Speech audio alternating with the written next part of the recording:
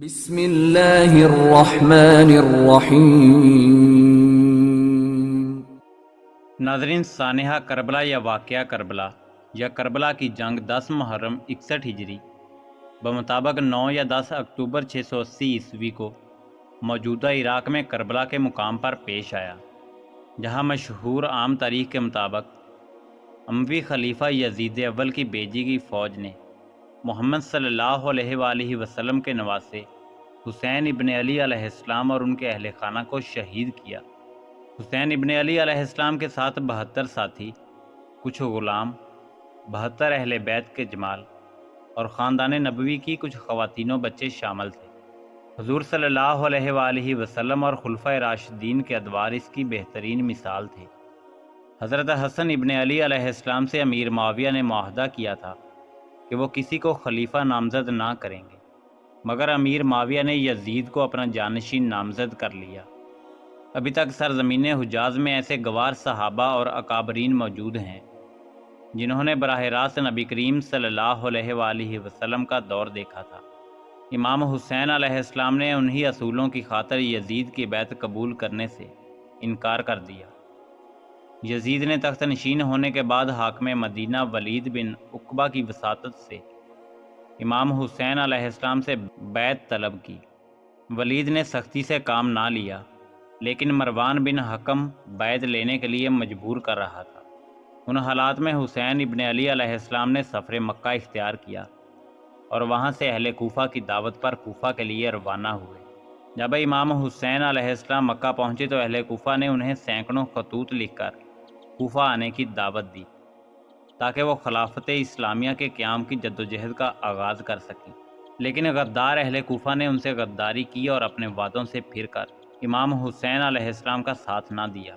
یزید کی بھیجی ہوئی افواج نے کربلا میں نواسۂ رسول امام علی مقام امام حسین علیہ السلام اور ان کے اہل خانہ اور اصحاب کو شہید کر دیا۔ امام حسین علیہ السلام سے جب بیعت کے لیے کہا گیا تو انہوں نے جواب دیا کہ میرے جیسا آدمی خفیہ بیعت نہیں کر سکتا، جمعیت عام ہوگی اس وقت آ جاؤں گا۔ امام حسین علیہ السلام عجیب الجھن سے دوچار تھے۔ اگر وہ مدینہ میں مقیم رہتے تو بیعت کے بغیر کوئی چارہ نہ تھا، لہذا وہ 27 رجب 60 ہجری ماہ اہل و عیال مکہ روانہ ہو گئے۔ مکہ پہنچ کر شیب ابی طالب میں قیام کیا۔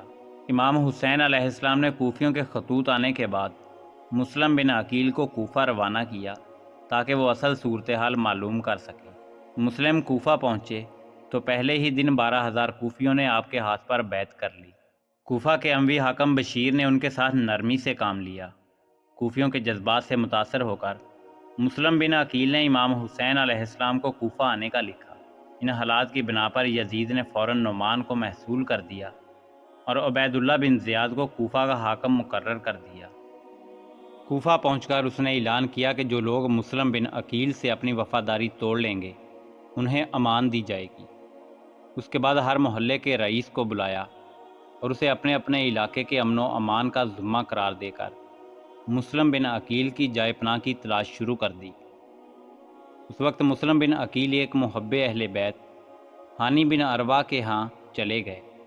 عبید اللہ بن زیاد نے ہانی کو بلا کر مسلم کو پیش کرنے کا حکم دیا اور ہانی نے انکار کر دیا، جس پر انہیں قید میں ڈال کر مار پیٹ کی گئی۔ شہر میں افواہ پھیل گئی کہ ہانی قتل ہو گئے۔ یہ خبر سنتے ہی مسلم نے 18,000 ہم نواؤں کے ساتھ ابن زیاد کے محل کا محاصرہ کر لیا۔ ابن زیاد کے پاس اس وقت صرف 50 آدمی موجود تھے، چنانچہ اس نے حکمت سے کام لیا اور ان رئیس کوفہ کی ترغیب سے لوگوں کو منتشر کرنے میں کامیاب ہو گیا۔ آخر کار مسلم کے ساتھ صرف 30 آدمی رہ گئے۔ مجبوراً مسلم بن عقیل نے ایک بڑھیا کے گھر پناہ لی، لیکن اس بڑھیا کے بیٹے نے انعام کے لالچ میں آ کر خود جا کر ابن زیاد کو اطلاع کر دی۔ ابن زیاد نے یہ اطلاع پا کر مکان کا محاصرہ کر لیا۔ حضرت مسلم بن عقیل تنہا لڑنے پر مجبور ہوئے۔ جب زخموں سے چور ہو گئے تو محمد بن اشعث نے امان دے کر گرفتار کر لیا، لیکن جب آپ کو ابن زیاد کے سامنے پیش کیا گیا تو حسن امان کے وعدے کو پس پشت ڈالتے ہوئے آپ کے قتل کا حکم دے دیا۔ مسلم بن عقیل نے محمد بن اشعث سے کہا، میرے قتل کی اطلاع امام حسین تک پہنچا دینا۔ اور انہیں میرا یہ پیغام پہنچا دینا کہ اہل کوفہ پر ہرگز بھروسہ نہ کریں اور جہاں تک پہنچ چکے ہیں وہیں سے واپس چلے جائیں۔ ابن اشعث نے اپنا وعدہ پورا کیا اور قاصد حضرت امام حسین کی طرف روانہ کر دیا۔ چونکہ کوفہ یزید کی حکومت کے تحت ہے، وہاں ان کی فوج اور سامان سب کچھ موجود ہے اور کوئی قابل اعتماد نہیں، اس لیے مناسب یہی ہے کہ آپ مکہ میں ہی رہیں۔ عبداللہ ابن زبیر نے تجویز کیا کہ آپ مکہ میں رہ کر اپنی خلافت کی جدوجہد کریں، ہم سب آپ کی مدد کریں گے۔